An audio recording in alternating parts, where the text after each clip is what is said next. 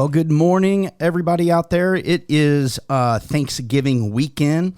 Obviously, it's a couple of days after Thanksgiving. Woo, I bet some of you are probably full, still probably even eating leftover turkey and ham, sweet potatoes, and whatever else you like, maybe even some pecan pie or pecan, whatever you say. There's just lots of food, I'm sure, left over, but it is definitely Thanksgiving weekend. It is a huge weekend for shopping. And I just want to say, I'm glad you're joining me. If you're in the car, if you're just sitting at home, wherever you may be, thank you so much for joining us today. We're going to have a lot of fun today. I have a special guest that's coming back with me today. That is my wife. She'll be with me in the second, third, and fourth segment. So this is going to be a good day. We're going to have a lot of fun talking about some fun stuff. But before I get into those things, I do want to give my show sponsor a shout out. That is Silo Restaurant in Sullivan, Missouri, silorestaurant.com. This would be a perfect weekend for you to go to Silo Restaurant in Sullivan, Missouri. Take your family after your shopping. Before you go shopping, go there for breakfast. If you go there for breakfast, then you can go shopping. Or maybe you want to go to the city and do some shopping. When you come back, stop there for dinner or even lunch, whatever it is. They have a great salad bar. They have great food. It's just a good time. So try them out, silorestaurant.com, and let them know that you heard this advertisement on Unfiltered Radio Show on the Real Talk Radio Network. All right? That would be awesome if you could do that for me. All right. Well, today, because my wife is going to be joining me, I wanted to first just kind of set everything up and kind of let you know, first of all, what this show is about, because I'm sure there are some first-time listeners out there. My name is Jason Gaszak. I'm a pastor out in St. Clair, Missouri. I pastor Roots Church. We're right on the highway. You cannot miss us. Has a big old sign down the highway. It says myrootschurch.com. That's our website, so you can check us out if you want to. We have 2 experiences on Sunday, 9 and 11. And then, of course, we have Monday night experiences currently until the end of the year at 7 p.m. And then after January, we're actually going to go to 3 Sunday morning experiences, and we will not have a Monday night. So I'm kind of letting the cat out of the bag. But that's what's going to happen at Roots Church. And I'd love for you to check us out online. I'd love for you to follow me on all the social media pages, Facebook, Instagram. I do have some Twitter, but I don't really tweet too much. I'm mainly on Instagram and Facebook. And, of course, I have my own YouTube page, which is brand new, and I'm just starting to get things on there. But I would encourage you to subscribe to that as well. It's just my first and last name on all platforms, so it's easy to find. And just follow me, share, tell somebody else about this radio show, and it's going to be a good time. So today, on Thanksgiving weekend day, we're going to be talking about several different things. And the first thing we're going to talk about, so I'm going to give you a listener discretion advice. And I would actually say if you have little kids in the car and you don't want them to know about this topic, you're probably going to want to turn me off or turn it down. I'm not sure. But we're actually going to talk about, should you talk to your kids about Santa Claus? Better yet, what I have in my notes is, should you lie to your kids about Santa Claus? Who the real Santa Claus is? Because there is a real Santa Claus. And I think we should tell our kids about the real Santa Claus. Anyway, I can't go into it. I want to so bad, but I'm going to wait for my wife, and her and I are going to talk about it. And we're going to let you know what we did with our kids, and we're going to let you know why we did it the way we did it. And then we're just going to, you do you, but we really are going to highly encourage you to do something else, I'm afraid. So we're going to talk about Santa Claus. The second thing we're going to do is we're going to talk about, how do you handle your family for the holidays? You've already went through Thanksgiving with your family, and maybe you're still there for the weekend hanging out with them, but you got Christmas coming up, and then you got New Year's coming up, and all those times we spend with family. So how do we handle the holidays with family? What is the family traditions that you guys do? What are the traditions that you do not like? Do you go to grandma's house every time? Do you go to your mom's? Do you go to your dad's? Do you go to her side, his side? Do you go to all sides? What do you do during the holidays?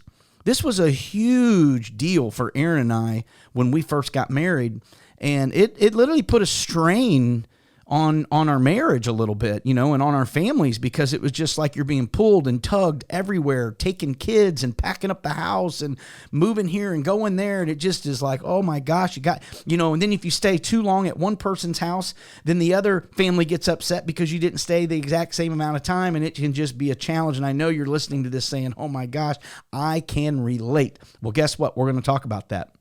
The other thing we're going to talk about is when you are with your family and you get all that figured out of what you're going to do, the next thing is, do you guys talk about politics and religion around your family during the holidays? Because, we've all told that you never talk about politics and religion at family gatherings because it can turn into a huge fight. And people get mad at each other and maybe even throw things at each other and maybe never even be invited back. I don't know what your family look like. I can tell you this, it's not like that for our family. That we might have a few cousins and aunts and uncles, maybe in certain parts of the family. But you want to know what? We really don't get together with them. Oh, I know that's terrible. But, again, I'm going to talk about that. She's going to talk about it. We're going to give our 2 cents on this. And, hey, again, I'm not saying we're right about it. I just like to think that we're wise. There's a huge difference because really it's not about what's right and what's wrong. It's really about what is wise in today's society, because there's a lot of things that are okay to do, but they're not wise to do. There's a lot of things that are maybe wrong for you, but not wrong for someone else, because it's not always about right or wrong. So we're going to talk about that. Religion and politics around the family. We're going to talk about family traditions and where do you go and how do you do this. We're going to talk about Santa Claus. And the last thing, well, at least one other thing, we got some others, is what about Black Friday? I know you just had Black Friday. And so the question is, we want to know, do you like when stores open after Thanksgiving meals, like on Thanksgiving night? Do you like that? Do you think that stores should be open? And then what? That's one question. The other question is, do you participate in that festivity? Or would you rather them just open up early Friday morning and you do your shopping all day, have your tradition, whatever it is that you do? I don't know. I'm going to tell you what we did.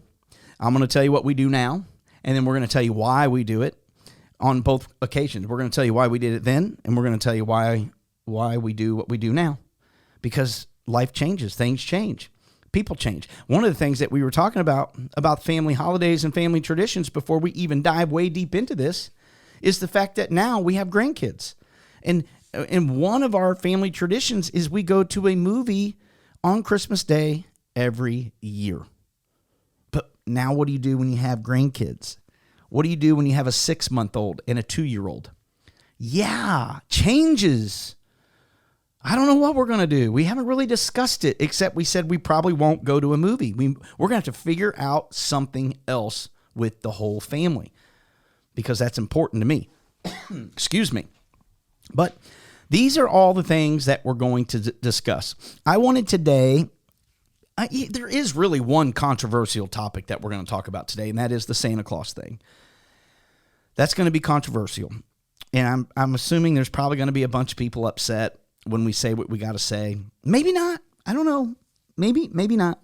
But here's what I want you to do either way. I want you to right now, listen to me. Right now, pick up your phone, pick up your smartphone right now, and I want you to go, I'm going to do it with you right here just so we can do it together. Man, I'm going to need some water. I want you to go to the app, wherever your app store is, and I want you to search Real Talk 93.3. Go ahead, type it in the search. Real Talk 93.3. And it's a white square, and it's got an eagle on the front of it with an American flag as its wings. That is the app. I want you to download that app. I want you to go inside the app, and I want you to look and see where all the comments can be, because that's where we're going to talk today, is in those comments. And I want you to participate in the comments today with me about the subject that we're talking about.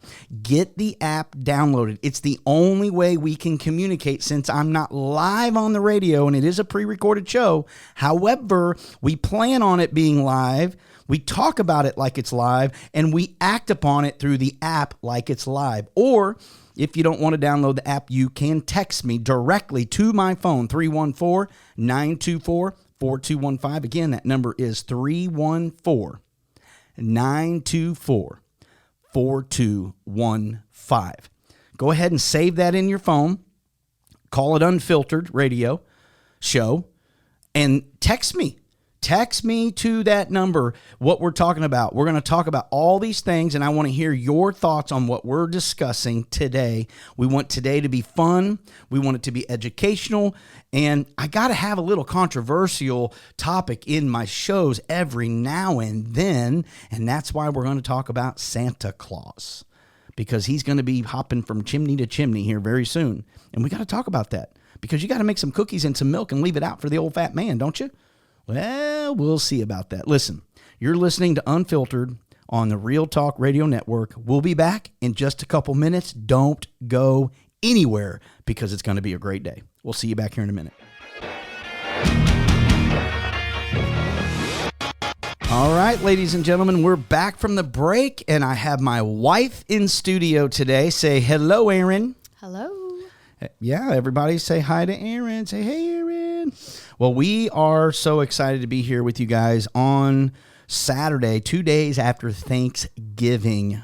Thanksgiving was amazing, was it not? Yes. I mean, I feel like a glutton. I love being in Florida on Thanksgiving. The sun is shining where we are. I don't know what it's doing back home where everybody else is, but for us, it's pretty amazing. Listen, we talked about this in the break, and we decided we're going to save the controversial thing for the end. So we're going to talk about the Santa Claus thing in a little bit. We'll give you fair warning just in case you get your kids around and you're not sure you want them to hear what we're going to say. I'll give you a fair warning.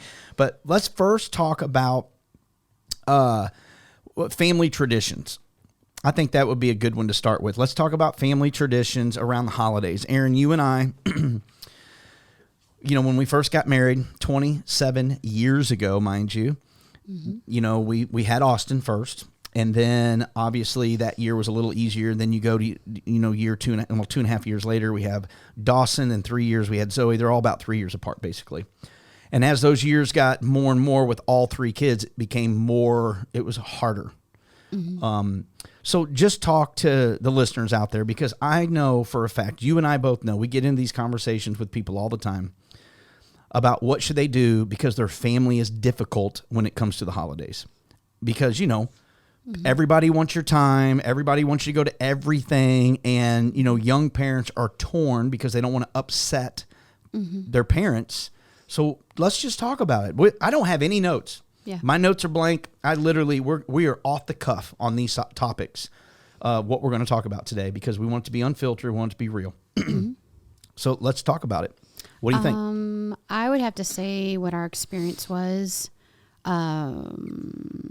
That scripture comes to me, leave and cleave.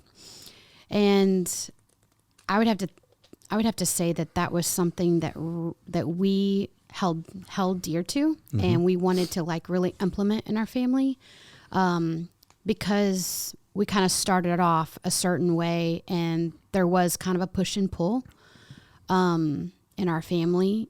And I really feel like that we wanted to just go back to that and really just protect our family. Because honestly, it's not about anybody else. It's about our unit. Yeah. It's about, how our kids feel, how they're viewing, how we're viewing our family, and the peace that comes whenever we choose to protect our peace. I guess I could say that. But, so I really think that it's just more about that. And, we did what we had to do for us. Yes. And sometimes it did kind of tick off some parents. But I could tell you this, that our relationships with our parents today are stronger than ever, and they do understand. Yeah. And they did come to understand, but we had to do what we had to do for our family, and that it was most important, no matter who we made mad. Yeah, and it was tough because, we were very young, 21, 22 years old. You were 20, I was 22. We had a child, who at the time when we got married was 9 months old or 6 months? 5 months old. 5 months old. Mm-hmm. And so that was a little bit difficult. I mean, what we did in the very beginning, if you're listening, is, we'd go to my side of the family on Thanksgiving for half the day. Then we went to her side of the family for Thanksgiving for the other half of the day. For Christmas, we would literally have our Christmas first thing in the morning till, 9, 10 o'clock. And then we would pack everything up. And then we would go to my side of the family if they were around for Christmas, then her side of the family if they were around for Christmas. Those were really the only places we went, honestly. We didn't have to go to a bunch of aunts and uncles and all that stuff. They came where we were. Mm-hmm. When we first started doing this, none of your brothers and sisters at the time were married and had kids. No, we were the only ones. So it was different for us. We were the kind of the guinea pigs. For me, my sister was already married and she had her side of the family with her husband. Yep. And it always seems to be mad chaos trying to figure out who's going where and what we're trying to do. Yeah. And I don't want to get into every scenario because there's too many of them out there. What I want to do is I just want to say, hey, we did we're going to everybody's house time to make everybody happy. There were times where, I remember times where we'd go to somebody's house, whether it's mine or your parents, and we would stay for so many hours and we would leave to go to the next one. Yep. And then we'd stay there and we ended up staying there longer. And the other parents would be like, well, why did you stay there longer? I mean, you could have stayed here for another hour and just all this bickering, complaining and equal time. And you know what? After a few years of you and I dealing with that, that's when we decided to just botch it all. We said enough is enough. As a matter of fact, I remember one year for Christmas, they're like, well, yeah, but if you're in the same town, why can't you just come by? And Aaron and I said, fine, we can solve that. We're just leaving town for Christmas. We pack our kids up. We packed the Christmas tree up, ladies and gentlemen. We'd find a condo somewhere, and we would put that Christmas tree up for the whole week of Christmas, and we'd have our own Christmas away from everybody. Yeah. Yeah. Because it was like, all right, we're going to play that game. I can play the game too. Well, and like I said, we were really trying to protect something. We were trying to protect the peace of our home and our family because it just was mad chaos, and it felt a little selfish. We didn't feel like they were thinking of us, that they were thinking of themselves. And actually, I can attest to this, and we can probably both agree that now as parents of adult children, that's a goal of ours. That's a goal that we strive as now their parents and encouraging them to leave and cleave and do what's right for their family and then for them to join us whenever they can. Right. It's the best. Which is what we did. Yep. We now alternate Thanksgivings. So we will have Thanksgiving with Aaron's side of the family wherever they decide to have it, but it's everybody that can be there. We have it at whoever house. And then the next year, we have it with my side of the family, wherever that's going to be. We pick a place. We don't go to 5 places. We pick a place for all of my family, and that's where we have Thanksgiving. Mm-hmm. For Christmas, we said we're no longer going to go to anybody's house on Christmas Day unless it's just something we decide to do just because. But what we did is we said, I would rather have all of my family together on Christmas and spend the entire day and evening together. But it's either the week before, it could be the week after, it could be a few days before, whatever the day is, it just couldn't be Christmas Day. Yeah. And what we would do is we would all decide, even your family, we'd do the same thing where all your brothers and sisters, cousins, and all them would show up, and the same thing for my side. Yep. And it took a lot for us to get to that place. Yes. I mean, we had to kick and scream and scratch and pull and fight and for what we wanted. And now I think everybody likes what we do because it takes the pressure off. Yeah. And what I do want to say is Aaron's right. We knew the day was going to be coming when our kids would start having kids, and they have. Austin and Kenzie's married now. Zoe and Isaiah's married. They have a child. Dawson obviously has a child. He's not married yet. And so it looks a little bit different, even finagling all that. Mm-hmm. And you and I both said to each other, years before any of our kids got to be adults, we said, we don't ever want to be those parents that put pressure on our kids that they have to be at our house on Christmas Day or on Thanksgiving. Right. And so what we do, we told them, we said, listen. We set the tone. We picked a day that all of them can be with us before or after Christmas. Mm-hmm. And then that's what we told them. Now, granted, most of them trying to be there on Christmas Day because that's what they like. Yeah. But we're not making them do that. No, which is kind of funny because we're more about like, hey, you guys choose. but they're actually wanting to come on Christmas morning or come Christmas afternoon. Yeah. Well, I kind of be there. Unfortunately, we got to take a break, but when we come back, we're going to finish this part of the conversation so we can kind of explain that, because I think it's really important for people to understand that when you put it back in your kids' hands, most of the time, they will want to do what is normal in your household. So we got to take a break. When we come back, we'll finish the conversation. Don't go anywhere. All right, we're back from the break, and right before the break, we were talking about what we do for Christmas and Thanksgiving for our family. We kind of set this tone, and it's because we knew, again, that our kids were going to be adults, having kids. We were trying to prepare our minds for what was to come, and we just knew that we did not want to be parents that were going to force our kids to feel like they had to come to our house. Because, Aaron, you and I also said, listen, if all of our kids want to go to the other side of the family for Christmas or, around Christmas Day or whatever it is, we both said, you know what? Great. You know what? You and I will go. We'll travel for Christmas. Heck yeah. Just you and I. And the reason why her and I can do that is because we have a good relationship with each other. And our life does not revolve around our children. No. Yes, they are very much a huge part of us, but our world does not revolve around them. No. And they know that. Our kids know that. My wife comes before my kids, and I know that I come before Aaron.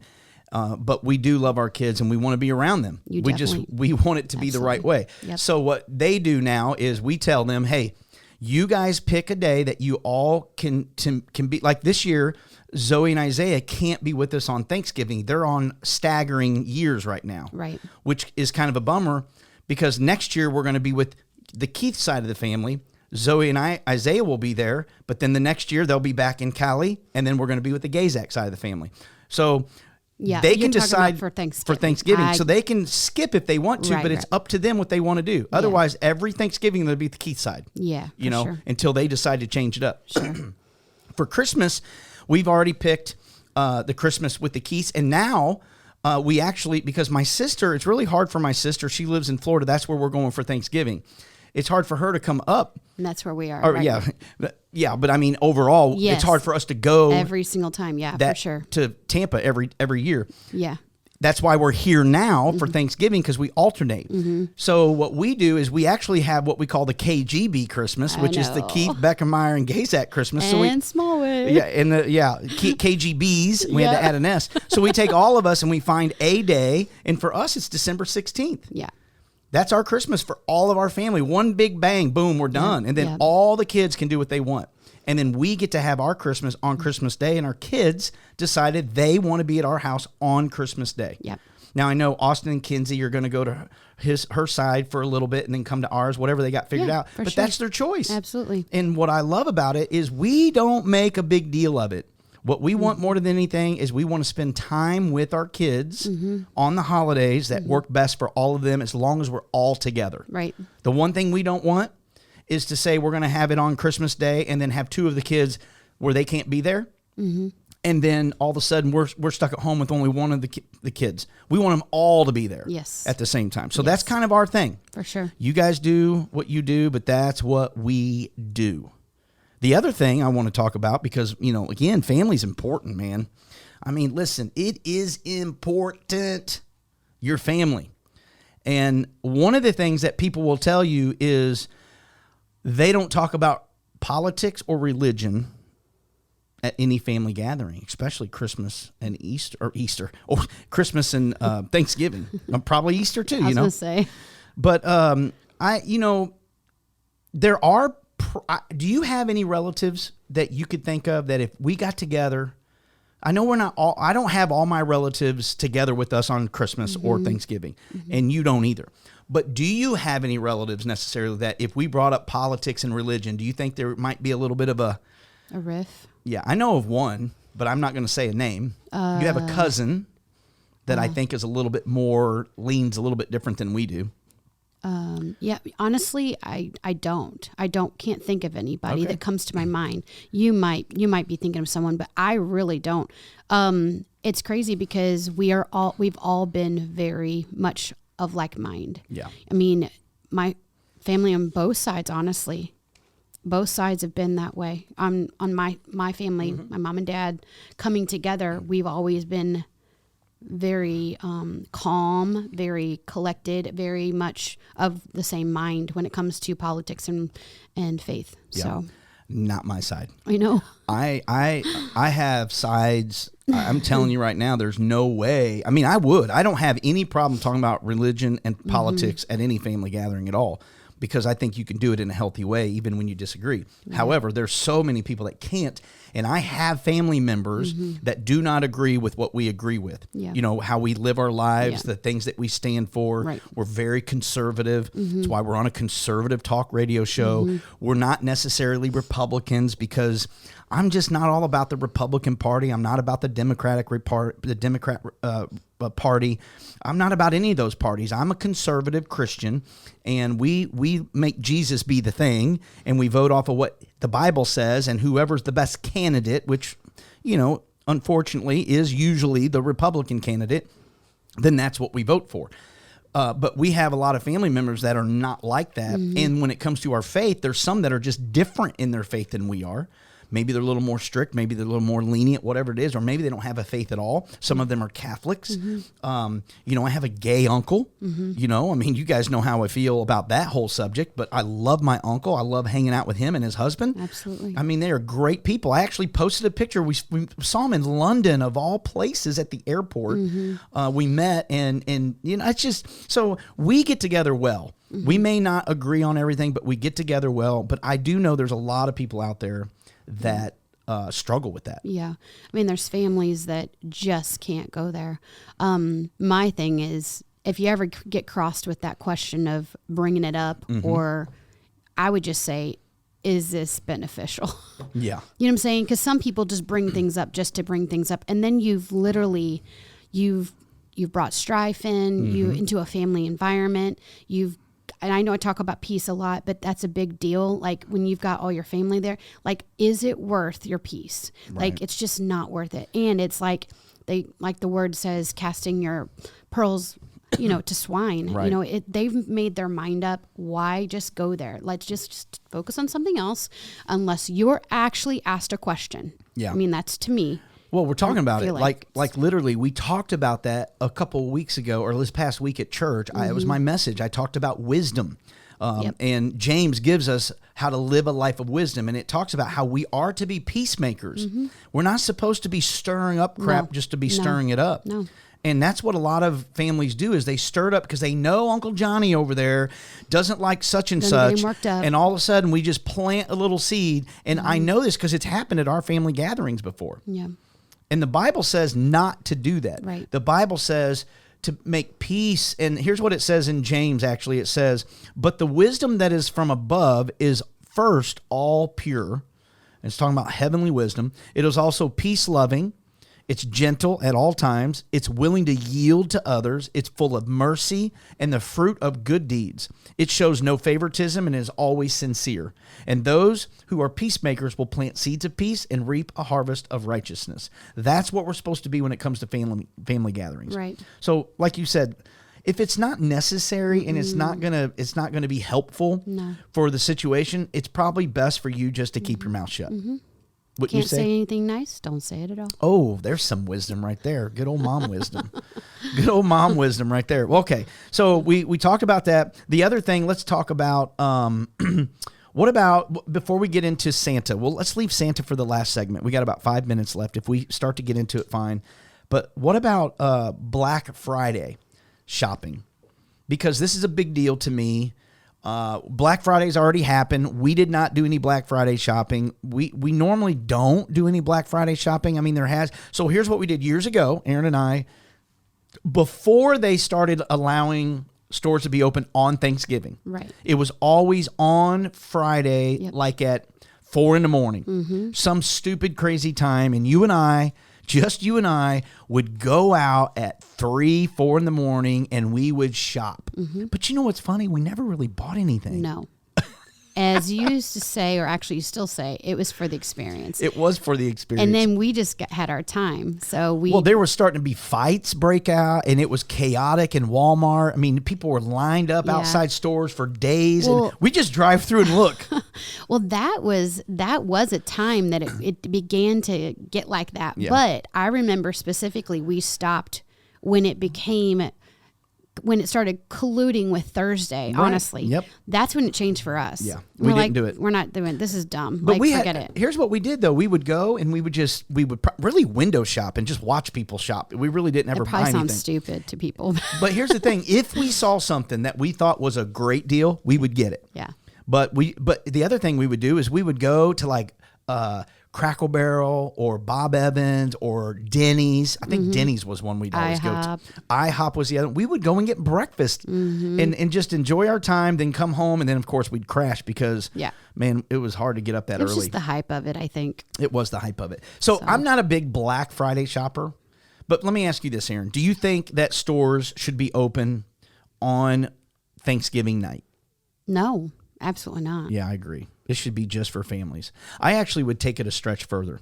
I don't think, honestly, this is just the way I feel. I don't think any grocery store or any store at all should be open on Thanksgiving between this time and that time to allow families to be at home enjoying the family time. I don't even think a gas station needs to be open. If we plan and prepare enough to know that nothing is going to be open for 8 hours during that day, and then after that 8 hours, everything's opens back up, I think people would do a lot better. Well, I know that, of course, back in a different time, that was the culture. It was. That was something that everyone was used to, and people did prepare. Now we've gone so far the other direction that we're so dependent on the store being open, the gas station. I mean, I'm gonna say Forgot gravy. I'll be the first to admit it. I've been like, thank God, and I'll even go to Country Mart down here because they'll be open, and you can always depend on Country Mart being open. And I'd be like, I just want to say thank you for being open, Right? because of my lack of preparedness. Yep. And I mean, I understand that it's taking them away, but I'm a little mixed on that.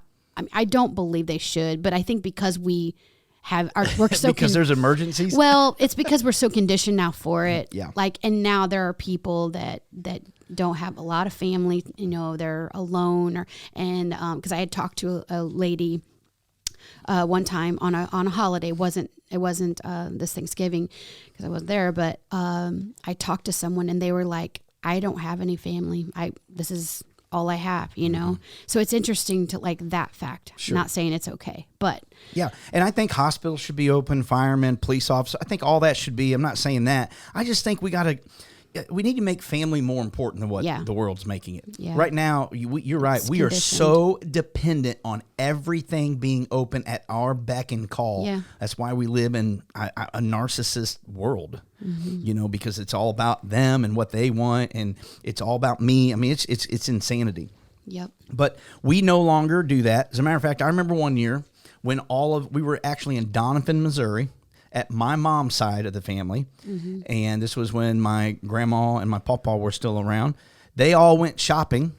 You guys all went to Poplar Bluff shopping, and I didn't. I don't even know if you went, but I stayed back. You just went, I think, just to ride along. It was just to kind of go along. But I remember we wanted a big TV, big screen, and they were advertising this one TV super cheap, and you had to be in the store. I found the same TV online, shipped to my door 2 days later for the same price, and didn't have to go anywhere. And everybody else had to go wait in line, and I just bought mine on Best Buy. And pick it up and travel with it. They shipped it right to the door, man. It's like that old Target commercial. They shipped my bed. Oh my gosh. Shipped my pants.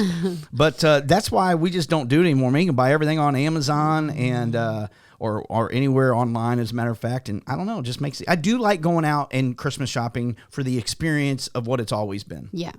Yeah. All right, listen. We got to take one more break. When we come back, ladies and gentlemen, in just a couple minutes, we're going to talk about Santa Claus. So if you don't want your kids to hear this, I would suggest not listen or turn the radio down, because we're going to dive into it here in just a minute. Don't go anywhere. You're listening to Unfiltered on the Real Talk Radio Network. Okay, we are back for the last segment. Boy, oh boy, we've been talking about some fun stuff.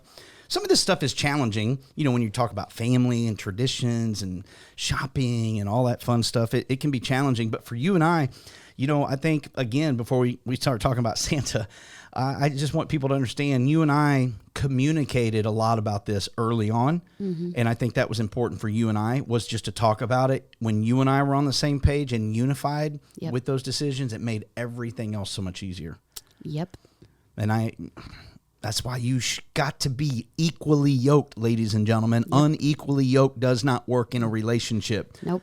Oh, sure, you can stay married and you can be married for a long time, but it's going to be very difficult because you're on two different pages. Choose someone that has the same values, same likes, same views dislikes. on religion. Yep. Okay, let's talk about Santa Claus. Let's first just ask this real direct. Okay, moms, dads, if you got kids in the car, I'm just telling you, if you don't want them to know what we're going to say, turn the volume down. Or if you do, turn it up. Yeah, if you want to know and you want to know the truth, turn the volume up so your kids can hear this. But, Aaron, should you, as a parent, tell your kids about Santa Claus? Yes, I really do think that you should. We did when our children were small. We told them about the story of Saint Nick, and that how he loved Jesus and that he was a saint, and that in his own time, I don't have the story right in front of me, but he actually would go, he was a Christian, and he would go around and he would help the poor and the needy, and he would gift. He'd leave gifts anonymously. Leave gifts. And so, yes, I do believe we should tell our children about Santa Claus, and we should tell them the true story of Santa Claus. But Saint Nick would roll over in his grave if he knew he was getting all this attention and that he was getting more attention than Jesus.